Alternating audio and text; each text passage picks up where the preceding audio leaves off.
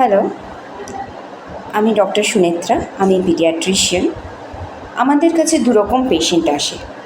Ma'am, আমার বাচ্চার 1.5 বছর বয়স, দুদিন ধরে ডায়রিয়া হচ্ছে, ভমিটিং হচ্ছে, কিচ্ছু খেতে চাইছে না, শুধু মায়ের দুধই খাচ্ছে, এটা কি ঠিক? সেকেন্ড পেশেন্ট, ম্যাম আমার বাচ্চার বয়স 1.5 বছর বয়স, ও তো এখনও অন্য কিছু খেতে শেখেনি, তাই মায়ের বুকের দুধটাই মেনলি খায়, কিন্তু তাতে ওয়েট বাড়ছে না, এটা কি ঠিক? তো আমরা যে প্রথম বাচ্চাকে দেখলাম, সেই বাচ্চা অসুস্থ, ডায়রিয়া, ডিহাইড্রেশন আছে। সেখানে আমরা মায়ের বুকের দুধ খেতে অ্যালাউ করব, বিকজ এখানে মায়ের বুকের দুধ as a part of hydration আমরা কনসিডার করছি।